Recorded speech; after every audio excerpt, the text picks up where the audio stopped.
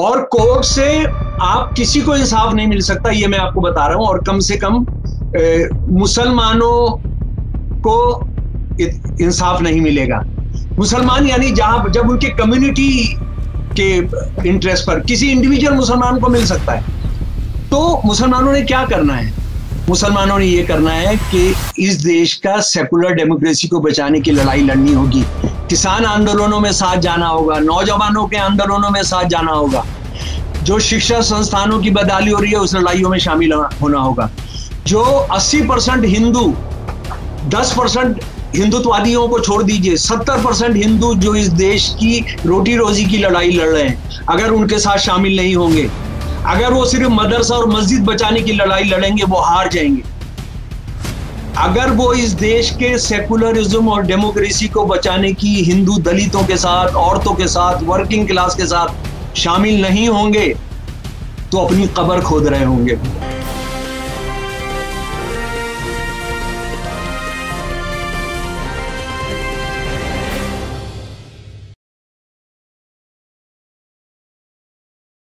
Hello, नमस्कार, आदाब, सत श्री अकाल और अस्सलाम वालेकुम। मैं हूं मोहम्मद अहमद काज़मी, लेकर आया हूं आपका पसंदीदा कार्यक्रम आपके रूबरू।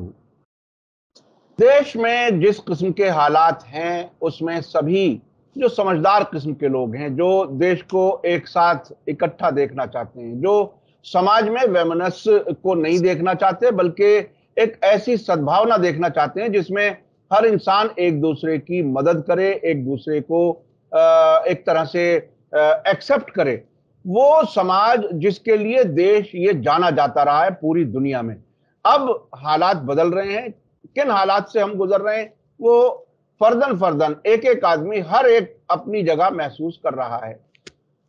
इसी सिलसिले के बीच में अभी ज्ञानवापी मस्जिद बहस में है, अदालतों में उसके केसेस चलने की तैयारी है और एक कुछ लेडीज को खड़ा किया गया कि वो एक पिटीशन डालें और उस पर एक ट्रिगर कर दे और कानूनी कार्रवाई चल पड़े। हमने 1984 और बल्कि उससे भी पहले अयोध्या का केस देखा और किस तरह से वो कल्मिनेट हुआ।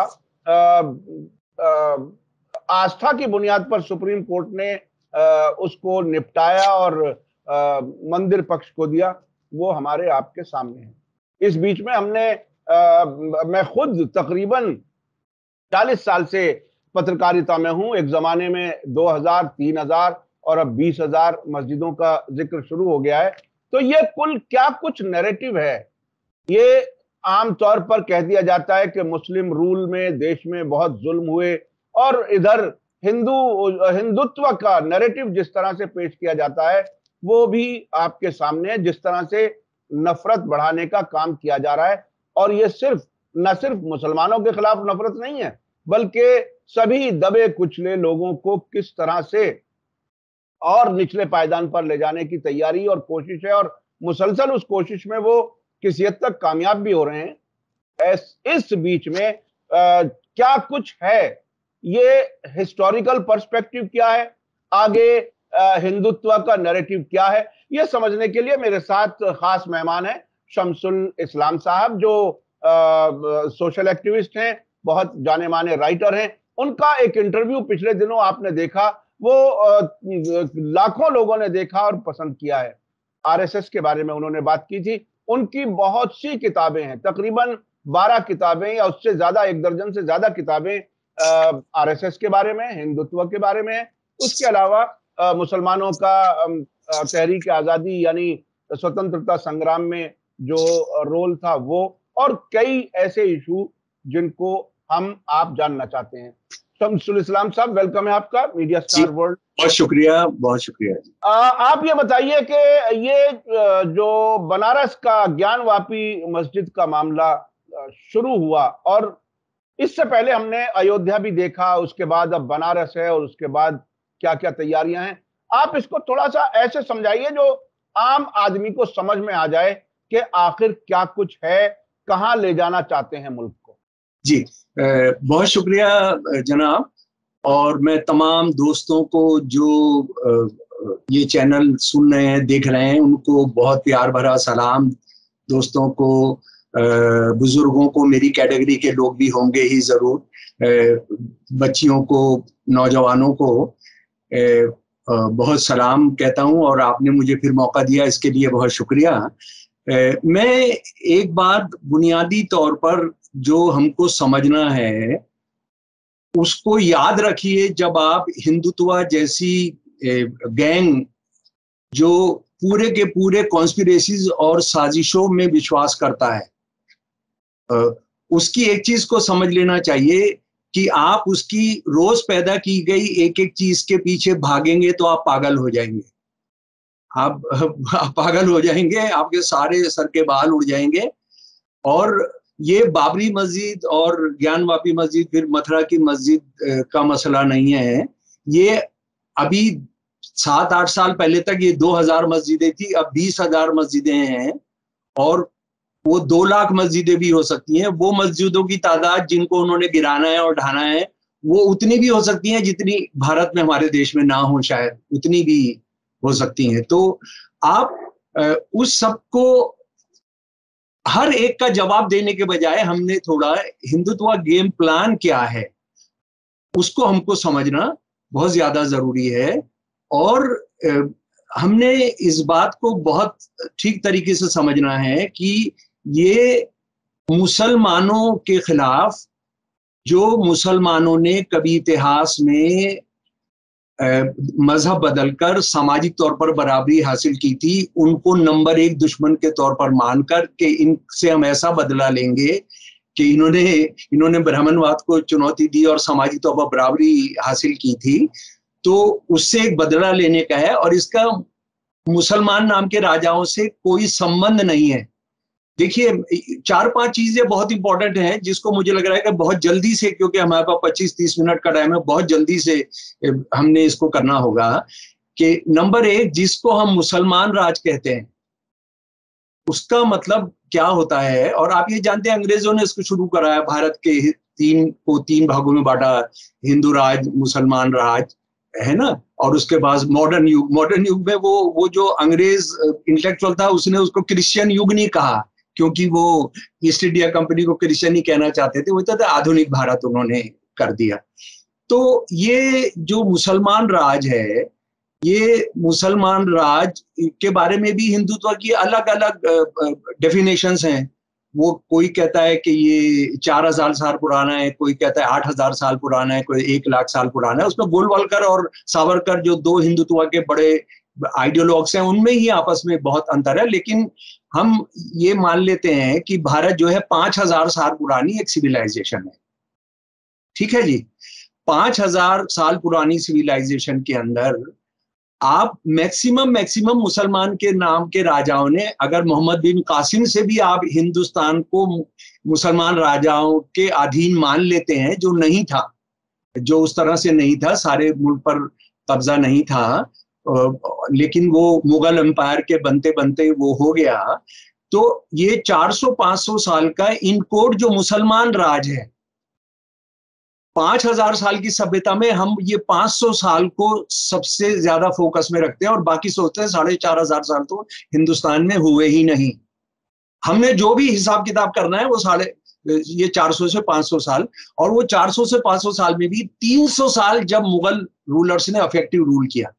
ठीक है, मैं यहाँ पर, मेरे 2 सवाल हैं, और मैं एक और चीज बताना चाहता हूं जो हमेशा बताना चाहता हूं, कि मैं इस बारे में हिंदुत्व नैरेटिव जो है, हिंदुइज्म का नैरेटिव जो है, ब्राह्मणिकल नैरेटिव जो है, उसको आपके सामने रखूंगा इस सारी चीजों को जांचने के लिए। मैं कोई मुसलमान नैरेटिव या क्रिश्चियन नैरेटिव या सिख नैरेटिव नहीं रखने जा रहा हूं। हम उसकी रोशनी में ही समझेंगे, क्योंकि ये पोस्ट ट्रूथ का दौर है, और उसमें आप कोई भी फैक्ट रख दीजिए, कोई भी फैक्ट काउंटर फैक्ट रख दीजिए, वो कहेंगे ये तो माना नहीं जा सकता, क्योंकि ये शमसुल इस्लाम ने कहा, ये काज़मी ने कहा, ये फला ने कहा, ये इसने कहा, ये सब हो जाएगा। तो हम इसके बारे में 2 बातें समझ लें। नंबर 1 बात, अभी ये मस्जिदों पर आने से पहले, नंबर 1 बात, ये 500 साल का जो पीरियड है, क्या ये 500 साल का पीरियड इस्लामी राज है? क्या ये मुसलमानों का राज है? ये सच नहीं है, क्योंकि जो ये मुसलमान राज था, ये मुसलमान राज पूरा का पूरा हिंदुओं की ऊंची जातियों के कंधों पर टिका था, उनके बल पर टिका था, उनकी ताकत, उनकी बौद्धिक, उनकी इंटेलेक्चुअल कंट्रीब्यूशन, उनका फिजिकल कंट्रीब्यूशन पर टिका था। क्या मुझे ये बताने की, याद दिलाने की जरूरत पड़ेगी आज भी इस देश को कि अकबर के बाद कोई भी मुगल राजा मुसलमान मां से नहीं है? ये क्या बताना पड़ेगा? क्या ये बताना पड़ेगा कि मुसलमान नाम के जो राजा थे, उनके उनके सारे के सारे, उनके मंत्री, उनके इंटेलेक्चुअल गाइड मुसलमान थे, उनके अपने जो ट्राइब्स के आए हुए, उनके अपने इलाके के आए हुए जो सेंट्रल एशियन थे, जो तुर्क थे, ईरानियंस थे, वो थे। लेकिन क्या हमने कभी ये सच जानने की कोशिश की है? ये किताब है 2 वॉल्यूम के अंदर, मासिरुल उमरा, इसको अंग्रेजी में मासिरुल उमरा कहते हैं, ये मासिरुल उमरा किताब है जी। ये किताब लिखी गई 1741 से 1780 के बीच में, और इसमें 1500 से लेके 1780 यानी अकबर से लेके शाह आलम तक के जमाने के जो लीडिंग कमांडर्स हुए, जो लीडिंग मिनिस्टर्स हुए मुगल राजाओं के, उनका ऑफिशियल डॉक्यूमेंट्स को लेके उसको किया गया है, ऑफिशियल डॉक्यूमेंट्स को लेके। और ये किताब इतनी इंपॉर्टेंट है कि सन 1931 में काशी नागरी प्रचारणी सभा ने इसका हिंदी अनुवाद भी किया। यानी वो उन्होंने इसको स्टैंप लगाई कि ये सच है। और ये मैं बता दूं कि कोई मुसलमान की का तरफदार संगठन नहीं था। ये जो नागरी प्रचारणी सभा थी, असल में ये था कि जब उर्दू हिंदी का बंटवारा हो रहा है और उर्दू को खत्म कराना चाहते हैं कि वो तो मुसलमानों की जबान है, तो ये मसीरुल उमरा का उन्होंने हिंदी अनुवाद किया था उस संगठन ने। लेकिन उस संगठन का ये भी बताना चाहते थे वो कि देखो, ये मुसलमान राज जो था, मुसलमानों का राज नहीं था, बल्कि उसमें बहुत और लोगों की हिस्सेदारी थी। वो शायद हिंदू गद्दारों को रेखांकित करना चाहते थे। इन्होंने इस किताब का, मासिरुल उमरा के 2 वॉल्यूम का ये ट्रांसलेशन किया था। इसके अंदर मैं आपको बताना चाहता हूं, और ये जिसको चाहिए इसका मेरे पास PDF है, कि इसमें ये बताया गया कि जो 300 से ज्यादा 365 जो लीडिंग कमांडर्स थे मुगलों के, जनाब गौर कीजिएगा जरा इस पर, 365 जो लीडिंग कमांडर थे, उसमें से 100 हाई रैंकिंग जो थे वो हिंदू थे, जिनमें से ब्राह्मण थे, कायस्थ थे और क्षत्रिय थे। क्या मुझको ये बताने की आज भी, क्या इस देश को आज भी ये बात को जानने की जरूरत होगी कि शिवाजी महाराज से लड़ने के लिए औरंगजेब कभी नहीं गया? उनसे लड़ने के लिए कुछ मुसलमान गए कमांडर, लेकिन मेन जिन्होंने लड़ाइयां लड़ी शिवाजी महाराज से, वो थे जयसिंह 1 और जयसिंह 2। जयसिंह 1 और जयसिंह 2, और ये जयसिंह 1 और जयसिंह 2 जो थे वो कितने करीब थे, उसका आपको इस बात से अंदाजा हो जाएगा कि ये जयसिंह 1 जो थे वो तो जब काबुल पर कब्जा कराना था तो ये गए थे बाबर के साथ, वहां गए थे उस पर कब्जा कराने के लिए। और उसके बाद इनको जो टाइटल्स दिए गए, सरमदे राजाए हिंद, राज राजेश्वर, श्री शांतनु जी, ये इनको लक़ब दिए गए थे उनके जरिए। और हिंदुत्ववादी जो हैं, शिवाजी का एक खत जयसिंह 2 के नाम पेश करते हैं, वो पेश करते हैं। हालांकि बहुत सारे लोग कहते हैं कि वो सच नहीं है, लेकिन मैं कहता हूं वो सच है, जो गोलवलकर ने अपनी एक किताब में पेश किया है, जिसमें गोलवलकर जयसिंह 2 को लिख रहे हैं कि तुम हिंदू होकर, क्षत्रिय होकर तुम एक मुसलमान के लिए काम कर रहे हो। तो ये क्या बता रहा है? ये बता रहा है कि मुसलमान नाम के जो राजा थे, उनके जो सेवक थे, उनके जो काम करने वाले थे, उनके जो प्यादे थे, उनके जो सिपह सालार थे, वो बहुत बड़ी तादाद के अंदर हिंदू थे, हिंदू ऊंची जातियों से आते थे। उसके बाद एक और बहुत मैं इंटरेस्टिंग आपको मिसाल देता हूं। औरंगजेब तो पूरे गरीब की जोरू है जिसके साथ कोई कुछ भी कर सकता है ना। हालांकि बीएम पांडे साहब ने तमाम किताबें लिखी हैं, उसके फरमान जो उसने मंदिरों को दी, जायदादें दी, ये सब दी। लेकिन मैं पर्सनली ये मानता हूं कि औरंगजेब जो थे बहुत जालिम बादशाह थे। औरंगजेब ने बहुत सारी शिया सल्तनतों को इसलिए खत्म किया ताकि क्योंकि वो उस बंटवारे, उस जहनियत का शिकार थे। उन्होंने बहुत सारी मुसलमान सल्तनतों को खत्म किया जो शिया नहीं थी, क्योंकि उससे उनको खतरा था कि ये आगे चलकर उनके दुश्मनों से उनकी जो परिवार के अंदर लड़ाइयां और उनके बच्चे और उनके भाई जो कुछ कर रहे थे उनके साथ वो शायद दे रहे हैं। यानी जो उनके भाई जिनको उन्होंने मारा भी था औरंगजेब ने, उनका साथ देंगे, तो उसको उन्होंने मरवाया था। लेकिन औरंगजेब का सबसे प्रिय जो प्राइम मिनिस्टर था उनका नाम था राजा रघुनाथ बहादुर।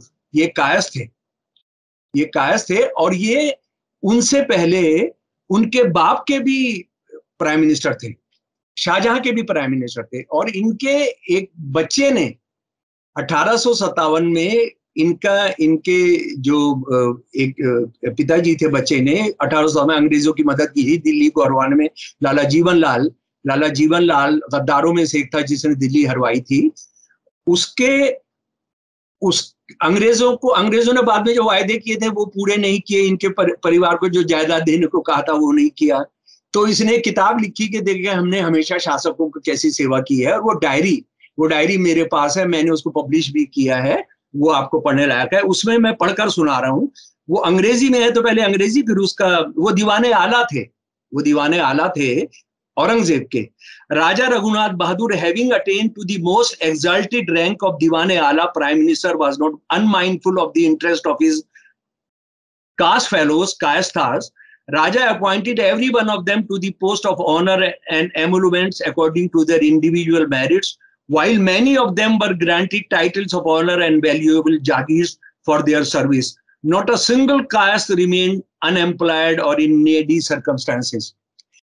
ये वजीर खजाना थे, ये प्राइम मिनिस्टर, 5-6 जो प्राइम मिनिस्टर थे उनके चीफ थे।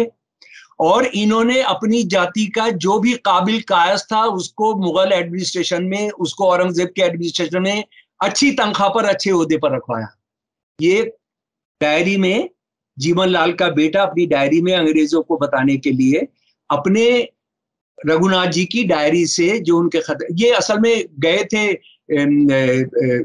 जहांगीर के साथ गए थे और ये कश्मीर में एक हादसे में मारे गए थे।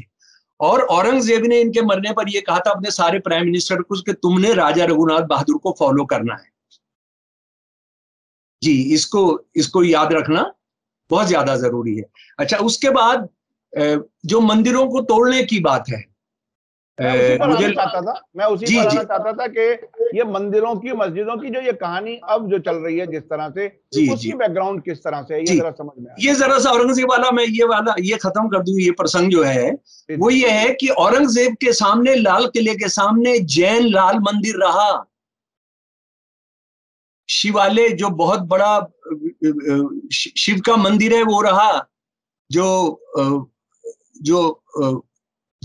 सॉरी शाहजहां के कमांडर इन चीफ ने अपा राव ने बनवाया था, वो रहा उसके जमाने के अंदर, सामने रहा। और मुझे लगता है कि जब यह घंटियां बजती थी तो औरंगजेब के कान में उसकी आवाज जरूर जाती होगी। और उससे पहले एक और बात जनाब मैं जरूर बताना चाहता हूं कि ये दौर जिसमें मस्जिदें तोड़ी गई, जिसमें ज्ञानवापी तोड़ी गई, जिसमें मथुरा के पर कब्जा किया गया, मस्जिद बनाई गई, और जो बाबरी मस्जिद बनाई गई तोड़कर जिसको बनाया गया, इसमें सबसे पहले मैं बाबरी मस्जिद के बारे में आता हूं। ये वो जमाना है जब गोस्वामी तुलसीदास जी हैं। गोस्वामी तुलसीदास ने 1575 से लेके 1576 के बीच में महाकाव्य रामकथा लिखी, रामायण लिखी। और हिंदुत्व वर्जन के हिसाब से 1538 से 1539 के बीच के अंदर ये तोड़ी जा चुकी थी। यानी बाबरी मस्जिद भी तोड़ी जा चुकी थी और ज्ञानवापी मस्जिद भी तोड़ी जा चुकी थी।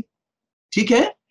37 साल के बाद बाबरी मंदिर के तोड़ने पर, राम मंदिर के तोड़ने पर रामचरितमानस लिखा जाता है, जो मैंने बताया कि जो सबसे बड़ा ग्रंथ है वाल्मीकि की रामायण के बाद, जो हिंदी भाषी इलाके के अंदर, सो कॉल्ड हिंदी भाषी इलाके के अंदर जो राम को नंबर 1 भगवान बना देते हैं जी, वो इसका जिक्र नहीं करते हैं। तो ये तो बड़ी बड़ी अजीबोगरीब बात है कि वो उसका जिक्र नहीं करते हैं, और बाकी ये सब लोग जानते हैं कि वहां इस तरह से हुआ था।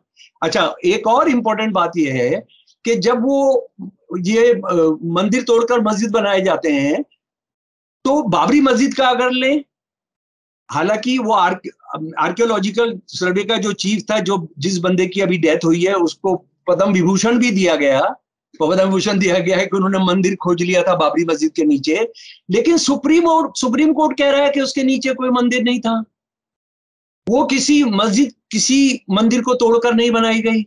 ये और बात है कि उसके बावजूद पतनाला वहीं रहेगा, ये और बात है कि वो, और जो बाबरी मस्जिद को 6 दिसंबर 1992 को गिराया गया था, वो एक क्रिमिनल एक्ट था। उस क्रिमिनल एक्ट के बावजूद जिन्होंने वो क्रिमिनल एक्ट किया था, बीएचपी ने उसको ही आप बाबरी मस्जिद बनाने का देंगे। तो ये तो बात जो है। अच्छा, यहाँ पर एक बात मैं आपको बताना चाहता हूं कि तुलसीदास जी की क्योंकि बात आ गई है और इसको हम नहीं समझेंगे तो बहुत दिक्कत होगी जनाब, कि तुलसीदास जी वो हैं, जब उन्होंने अवधि के अंदर ये लिख दिया, जब उन्होंने अवधि के अंदर ये किताब लिख दी, तो बहुत सारे जो ठेकेदार थे हिंदू धर्म के, उन्होंने ये गुल मचाया कि हम इसको नहीं मानते हैं और ये अवधि के अंदर नहीं लिखा जाना चाहिए, और आपने हिंदू धर्म का अपमान कर दिया, आपने हिंदू धर्म की बेइज्जती कर दी। एक कविता लिखी तुलसीदास जी ने, वो मैं आपको पढ़कर सुनाना चाहता हूँ। वो ये है, ये कवितावली उनका एक बहुत महत्वपूर्ण कलेक्शन है उनकी कविताओं का। धूत कहो, अवधूत कहो, राजपूत कहो, जुलाहा कहो कोयो, काहू की बेटी से बेटा ना ब्याहे, काहू की जाति बिगाड़ ना सो, तुलसी सरनाम गुलाम है राम को, जाको रचे सो कहे कुछ ओ, मांगी के खेबो, मस्जिद को सोइबो, लेबो को एक ना देबो को दो। अवधि में है, बुनियादी बात यह है कि मेरी कोई जाति नहीं है, और उन्हें बहुत परेशान किया जा रहा था कि तुमने अवधि में लिख के भगवान राम की बेइज्जती की है। ये मस्जिद में सोते थे। उन्होंने कहा भीख मांगकर बोलूंगा, तुम्हारे आगे घुटने नहीं टेकूंगा, मस्जिद में सोएबो, मस्जिद में सोऊंगा। और मस्जिद में सोते थे वो मस्जिद में सोते थे। और बदकिस्मती से ये जो पंक्तियां हैं, इसको मस्जिद का क्या कर दिया है बहुत सारे हिंदुत्ववादी इंटेलेक्चुअल ने, बड़े बड़े हिंदी के इंटेलेक्चुअल्स ने इसको मस्जिद को धार्मिक स्थल कर दिया है। मस्जिद का मतलब मस्जिद होता है जी, उसको धार्मिक स्थल कर दिया है। अच्छा, अब ये एक बात हो गई मुस्लिम रूल के वास्तविकता को। एक और बात यहाँ पर बहुत जाननी जरूरी है जनाब, क्योंकि अगर ये सब नहीं जानेंगे तो इनके रोज के ये कुछ ना कुछ करेंगे, आप पागल हो जाएंगे उसको करते करते। आपने जो सवाल पूछने हैं वो बहुत जरूरी है।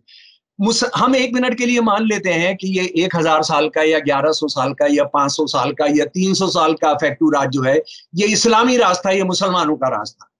1 मिनट के लिए मान लिया मैंने। मैं कहता हूँ हिंदुत्ववादी बिल्कुल सही कह रहे हैं। हालांकि राम मंदिर और ये सारे मंदिर 15 अगस्त 1947 को पहले आरएसएस के किसी डॉक्यूमेंट में या हिंदू महासभा के किसी डॉक्यूमेंट में अगर आपको ये एक संदर्भ दिखा देंगे, मैं पूरा चैलेंज करता हूं, अगर आप बता देंगे कि ये मंदिर बनवाया जाए अंग्रेजों से मांग की गई हो या ये हमारा टूटा था, उसका कोई संदर्भ दिखा देंगे तो मैं उनको अपना गुरु मान लूंगा जी। ये मेरा एक चैलेंज है। ये मुसलमानों का राज था। तो 1772 के अंदर अंग्रेज पहला सेंसस कराते हैं भाई साहब, जनाब मेरे प्यारे दोस्तों। हिंदुस्तान का पहला सेंसस है जिसमें धर्म की गिनती की जा रही है। और 1772 आप जानते हैं वो समय है, सॉरी 1772 नहीं, 1871-72 वो समय है जब मुसलमानों का नॉमिनल राज भी खत्म हो चुका है। ईस्ट इंडिया कंपनी आ चुकी है, 1857 की लड़ाई हारी जा चुकी है। जो भी मुगल राज था वो भी खत्म हो चुका है और अब ब्रिटिशर्स के हाथ में राज आ गया है। मैं आपको वो जो सेंसस की रिपोर्ट है जो इंग्लैंड की महारानी के दफ्तर ने छापी, उसका पहले अंग्रेजी में सुना रहा हूं, और अंग्रेजी अगर समझते होंगे, नहीं तो मैं हिंदी बता दूंगा आपको। हिंदी बता दीजिए सीधा सीधा। अच्छा, हिंदी पहले वाला भी मैंने असल में वो हिंदी नहीं बताया। भारत की पॉपुलेशन 1871-72 का जो है, भारत की पॉपुलेशन अगर राउंड नंबर्स में लें तो 140 मिलियन यानी 14 करोड़ है, 14.5 करोड़ है।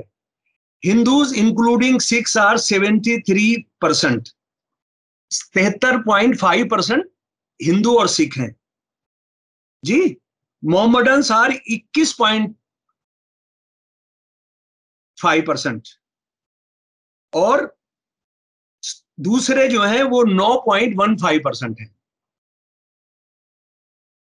भाई साहब, 1000 साल के राज में, 800 साल के राज में, 500 साल के राज में, 300 साल के राज में औरंगजेब जिसने सबका कत्लेआम किया, जो एक मन जिनेव आते थे तब वो नाश्ता करता था, है ना, नाश्ता क्या क्या करता था वो उनको पता नहीं है, लेकिन ये पता है कि एक मन जिनेव तोले जाते थे। उसमें 1871-72 के अंदर अंग्रेजों ने जो सर्वे कराया, और अंग्रेजों को मुसलमानों से प्यार नहीं था। अंग्रेज ये कह रहे थे कि हमने मुसलमानों को हराकर ये देश जीता है। उनका ये कहना है कि मुसलमानों की जनसंख्या 21.5% थी। ये कैसा कत्लेआम था, ये क्या हुआ था? सारी दुनिया के अंदर एक मिसाल है जिसके अंदर एक खास मजहब के नाम वाले लोगों ने हुक्मरानी की, राज किया 1000 साल या 700 साल या 800 साल या 300 साल, और वो देश उनके धर्म का नहीं हुआ। हाँ? और मुसलमानों की आबादी कितनी तेजी से बढ़ रही है, जिसके लिए सारे मंदिरों को कंट्रोल करना है, अपने मदरसों को कंट्रोल करना है। आज उनकी तादाद कितनी है? 21%, 21.5% थी 1772 के अंदर। ये 30 साल के अंदर डबल हो जा रही है, ट्रिपल हो जा रही है। आज उनकी संख्या 14.4% है ना। तो आप अगर इस गेम को नहीं जानेंगे, हाँ। अच्छा, दूसरी बात, जरा सा मैं फिर अर्ज कर रहा हूं कि प्लीज सिर्फ इसको पूरा जो मुद्दा है बहुत गंभीर है, और इसको किसी एक मस्जिद के सवाल तक सीमित मत करिए, बहुत परेशानी के अंदर पड़ जाएंगे हैं। अगर आप राजाओं का धर्म आइडेंटिफाई करना शुरू करेंगे और राजाओं के कुकर्मों को उनके धर्म से जोड़ेंगे, तो हिंदुत्व को और हिंदू नैरेटिव जो है वो मैं आपके सामने रखता हूं जनाब, और प्लीज इसको सुनिए। और अगर इसको नहीं सुनेंगे तो हिंदुत्व से आप जवाब नहीं ले पाएंगे और पागल हो जाएंगे आप एक एक मस्जिद का हिसाब कराते कराते और बताते बताते। फिर उसके बाद वो आपका कहेंगे तेरा नाम यहाँ का नहीं है, घर तो वो तोड़ ही रहे हैं, आपका ये नाम हिंदुस्तानी नहीं है ना।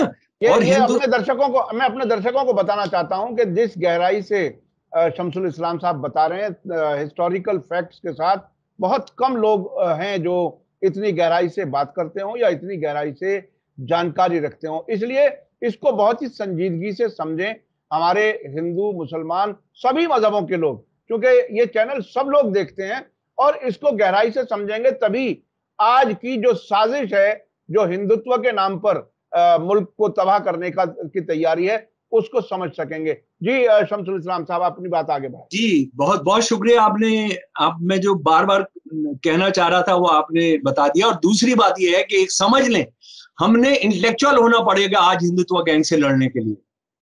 हम हर आदमी ने एक इंटेलेक्चुअल, एक बौद्धिक होना पड़ेगा, और वो इसलिए बहुत ज्यादा जरूरी है कि लड़ाई केवल ताकत से नहीं होगी, क्योंकि ताकत में तो वो बहुत ज्यादा है। ये लड़ाई जो है एक पेशावराना इंटेलेक्चुअल के तौर पे आपने करना पड़ेगा। सोमनाथ मंदिर एक सबसे बड़ा इल्जाम है और कि वो तोड़ा गया था और उसका बदला मुसलमानों से लेना है। आज के मुसलमानों से लेना है। मैं जरा बताना चाहता हूं कि सोमनाथ मंदिर कैसे टूटा था, और फिर मैं हिंदुत्व का सबसे बड़ा दार्शनिक जो है गोलवलकर के एक लेख से ले रहा हूं, और उसको उन्होंने हिंदी में ही लिखा था, हिंदी में आपके सामने रख रहा हूं। उन्होंने लिखा कि ये सोमनाथ मंदिर कैसे तोड़ा। ये सच है कि गौरी, मोहम्मद बिन गौरी ने इसको तोड़ा था, लेकिन वो कैसे टूटा था जरा उसको उनके लिए सुन लीजिए। 1000 वर्ष पहले, जब उन्होंने लिखा 1000 वर्ष हुए थे, 1000 वर्ष पहले हमारे लोगों ने हम पर आक्रमण करने के लिए विदेशियों को आमंत्रित किया। हमारे लोगों ने विदेशियों को आमंत्रित किया। आज भी ऐसे ही खतरा हमारे ऊपर मंडरा रहा है। कैसे सोमनाथ के भव्य मंदिर को अपवित्र किया गया एवं ध्वस्त किया गया, यह तो इतिहास की बात हो चुकी है। महमूद गाजी ने सोमनाथ की संपत्तियों वैभव के बारे में सुना था। उसने खैबर दर्रे को पार किया और सोमनाथ की संपदा को लूटने के लिए भारत में अपना पैर रखा। उसे रेगिस्तान की भारी जंगल को पार करना पड़ा। एक ऐसा समय भी था जब उसके पास अपनी सेना के लिए और अपने लिए भी भोजन व पानी नहीं था। उसे अपनी नियति पर छोड़ दिया गया होता तो वो खत्म हो गया होता, और राजस्थान के जलते बालुओं ने उसकी हड्डियों को भी खत्म कर दिया होता। लेकिन नहीं, महमूद गजनी ने स्थानीय सरदारों को यह विश्वास दिला दिया, स्थानीय सरदार यानी हिंदू सरदारों को यह विश्वास दिला दिया कि सौराष्ट्र के शासक उनके खिलाफ विस्तारवादी इरादा रखते हैं। उन्होंने अपनी मूर्खता तथा संकीर्णता के चलते इस पर विश्वास कर लिया और वह उसके साथ हो लिए। जब महमूद गाजी ने महान मंदिर पर हमला किया तो वह हिंदू थे, हमारे रक्त के रक्त, हमारे हाड़ मांस, हमारी आत्मा की आत्मा, जो उसकी सेवा के हिरावल थे। सोमनाथ को हिंदुओं के सक्रिय सहयोग से अपवित्र किया गया है, यह इतिहास के तथ्य है, जान लीजिए इसको। एक और जिसको आरएसएस और हिंदुत्व बड़ा गुरु मानती है, फिलोसोफर मानती है, विवेकानंद जी। विवेकानंद जी लिख रहे हैं उड़ीसा के मंदिर के बारे में, जगन्नाथ के मंदिर के बारे में। सुन लीजिए जरा। वो जगन्नाथ एक प्राचीन बौद्ध मंदिर है। हमने इसे और अन्यों को अपने नियंत्रण में ले लिया एवं उनका हिंदूकरण कर दिया। हमें अभी इसकी तरह अनेक काम करने हैं। मैं कोई मुसलमान, कोई क्रिश्चियन, कोई हिंदुत्व के बाहर का नैरेटिव आपके सामने नहीं रख रहा हूं। ये उनका 3रा वॉल्यूम है, जिसको पढ़ना चाहे वो पढ़ सकता है। उसके बाद आप जानते हैं इस्लाम से नफरत करने वाले और मुसलमानों की संख्या बढ़ी। इसकी सबसे बड़ा उर्दू के खिलाफ जो सबसे बड़ा आर्य समाज ने शुरू किया। आर्य समाज के दयानंद सरस्वती जी ने अपने सबसे महत्वपूर्ण किताब सत्यार्थ प्रकाश, जो आर्य समाज की बाइबल है, कुरान है, गीता है, उसके अंदर जो लिखा जैन धर्म के की पूजा स्थलों के साथ क्या किया गया, वो बता रहे हैं। शंकराचार्य जी के बारे में बता रहे हैं। शंकराचार्य जी के बारे में बता रहे हैं। 10 साल तक उन्होंने सारे देश का भ्रमण किया। जैनिज्म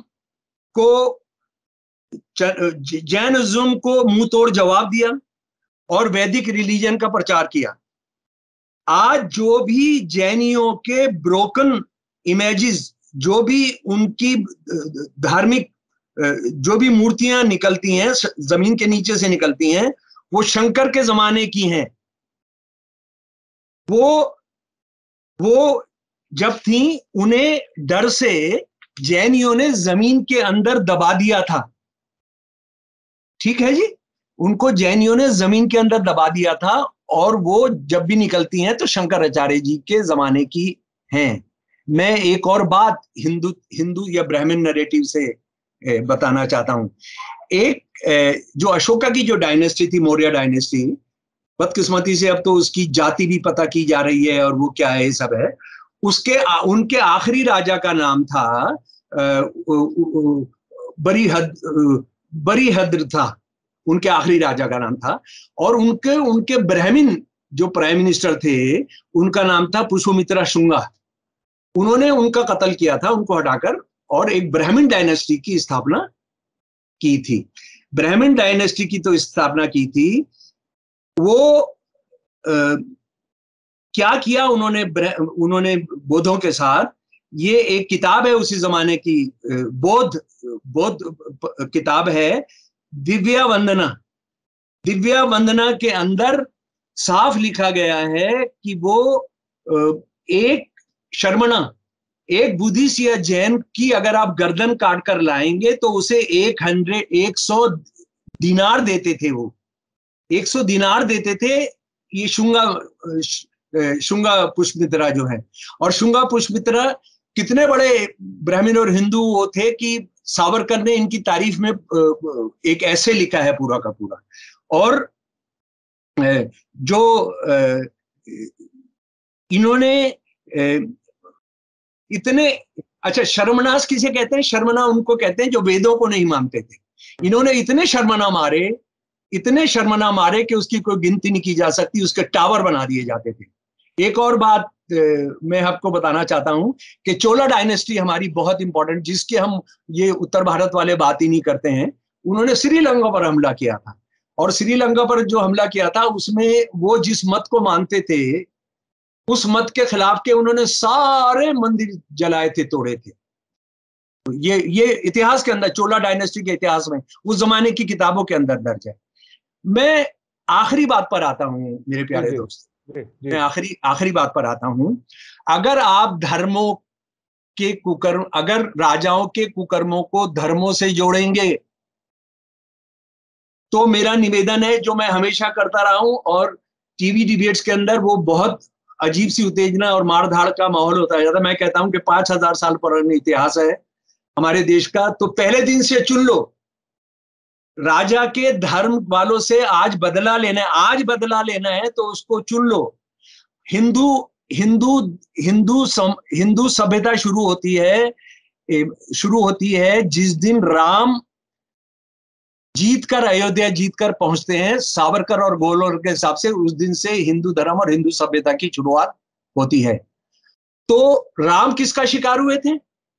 राम शिकार हुए थे रावण का। रावण एक ब्राह्मण था, रावण एक शिव का पुजारी था, सब महंतम पुजारी ऑफ शिव। तो मैं ये डिमांड करता हूं, और मुझे लगता है सारे देश के लोगों ने डिमांड करना चाहिए कि आप शुरू कर दें। सबसे पहले आप रावण के जो है, जो मान्य रावण की जाति और रावण के धर्म और रावण के जो विश्वास है उनसे बदला ले लें। फिर हम आएंगे महाभारत पर। महाभारत मुसलमानों ने तो कराई थी, जैनियों ने तो नहीं कराई थी। मुसलमान तो क्षत्रिय, महाभारत तो क्षत्रियों ने कराई थी।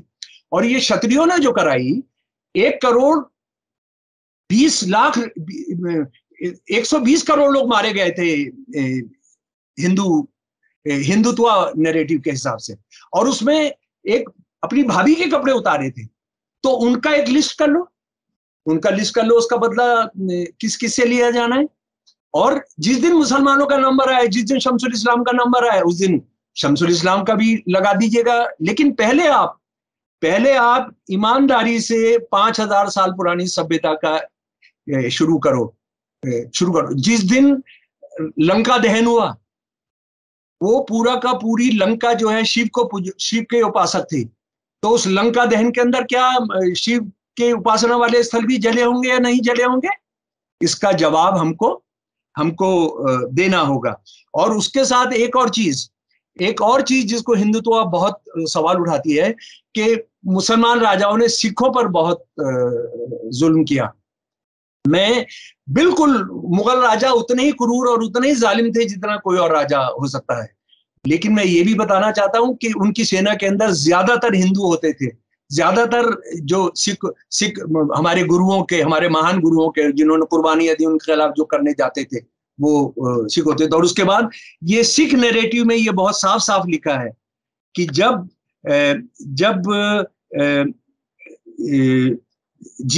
1704 के अंदर आनंदपुर साहब को घेरा गया, और वहां पर जो सिख गुरुओं की सेना थी और सिख गुरुओं के जो परिवार थे उनको बिना भूख प्यास के मार दिया गया। उसके अंदर जो कंटेम्परेरी, जो उस जमाने का जो सिख नैरेटिव है, the Muslims and the Hindu hill rajas completely surrounded the city and cut it of from outside supplies. ये हिलों के मुसलमान और हिंदू राजा थे जिन्होंने मुगल सेना की अगुवाई की और सारा शहर को बिना पानी और उसके मार दिया। उसके बाद एक बहुत इंपॉर्टेंट वाकया जो हमको माता गुजरी जी, ये अपने 2 बच्चों के साथ बचकर निकल गई एक मुगलों के साथ लड़ाई के अंदर, और इन्होंने एक घर के अंदर पनाह ले ली, एक घर के अंदर पनाह ले ली। मैं आपको ये बताऊंगा, यानी ये गंगू जो थे, जो ब्राह्मण थे, उनके सेवक थे पुराने, उन्होंने जहां ये पनाह ली हुई थी वहां जाकर बता दिया मुगल सेना को, और मुगल सेना ने इनको ले जाकर इनका वध किया, इनको जेल के अंदर बंद किया, जहां ये शहीद हो गए। तो ये क्या आप फिर सिख गुरुओं के साथ जो एक गंगू ब्राह्मण ने किया, तो आज के ब्राह्मणों से क्या बदला लेंगे? हाँ, तो शमसुल इस्लाम साहब देखिए, हम थोड़ा सा वक्त से आगे बढ़ गए, वक्त थोड़ा सा आखिर में आप कंक्लूड करने के लिए एक बात कर लीजिए, क्योंकि आपसे हम आगे भी बात करते रहेंगे और उसे कुछ और बेहतर ऐसे करेंगे कि कुछ पर्टिकुलर इश्यूज पर एक एक पर लेकर के चलेंगे। आपकी मालूमात और जानकारी इतनी वास्ट है कि वाकई इससे देश के लोगों को फायदा उठाना चाहिए। ऐसे वक्त में जबकि व्हाट्सएप यूनिवर्सिटी पढ़ करके लोग इतिहास जानना ही नहीं चाहते, ऐसे वक्त में आप इतिहास की बात रख रहे हैं, ये बहुत ही अहम है। और मैं समझता हूं समझदार लोगों को इतिहास जानना चाहिए, वो इतिहास नहीं जो अब टेक्स्ट बुक्स में बदल बदल करके और गोलवालकर को और सावरकर को जो है वो देश के स्वतंत्रता संग्रामी बताया जाने की कोशिश की जा रही है, और जिन लोगों ने अपना खून बहाया है उनको भुलाने की कोशिश की जा रही है। ये एक बहुत ही गैर मामूली सूरत हाल है। आखिर में कंक्लूड करने के लिए हमने ज्ञान वापी से बात शुरू की थी, आखिर क्या कुछ रखें? आप 1-1.5 मिनट में कुछ अपनी बात बता दें। देखिए, बाबरी मस्जिद पर सुप्रीम कोर्ट का फैसला आने के बाद आरएसएस को कोई मोबिलाइज करने की जरूरत नहीं है, उनको अब गिराने की जरूरत नहीं है। कोर्ट उनका काम करेगी, और कोर्ट से आप किसी को इंसाफ नहीं मिल सकता, ये मैं आपको बता रहा हूं। और कम से कम मुसलमानों को इंसाफ नहीं मिलेगा। मुसलमान यानी जब उनके कम्युनिटी के इंटरेस्ट पर किसी इंडिविजुअल मुसलमान को मिल सकता है, तो मुसलमानों ने क्या करना है? मुसलमानों ने ये करना है कि इस देश का सेकुलर डेमोक्रेसी को बचाने की लड़ाई लड़नी होगी। किसान आंदोलनों में साथ जाना होगा, नौजवानों के आंदोलनों में साथ जाना होगा, जो शिक्षा संस्थानों की बदहाली हो रही है उस लड़ाइयों में शामिल होना होगा। जो 80% हिंदू, 10% हिंदुत्ववादियों को छोड़ दीजिए, 70% हिंदू जो इस देश की रोटी रोजी की लड़ाई लड़ रहे हैं, अगर उनके साथ शामिल नहीं होंगे, अगर वो सिर्फ मदरसा और मस्जिद बचाने की लड़ाई लड़ेंगे, वो हार जाएंगे। अगर वो इस देश के सेकुलरिज्म और डेमोक्रेसी को बचाने की हिंदू दलितों के साथ, औरतों के साथ, वर्किंग क्लास के साथ शामिल नहीं होंगे, तो अपनी कब्र खोद रहे होंगे। बहुत बहुत शुक्रिया। बहुत बहुत शुक्रिया शमसुल इस्लाम साहब, आपने हमें वक्त दिया, उसके लिए बहुत बहुत शुक्रिया। हम आपसे आगे भी बात करते रहेंगे और अपने दर्शकों को वो फैक्ट्स जरूर पहुंचाने की हम कोशिश करेंगे जिनका जानना बहुत जरूरी है। इसी के साथ मुझे दीजिए इजाजत। धन्यवाद, शुक्रिया। जय भारत, जय जी जी, नमस्कार।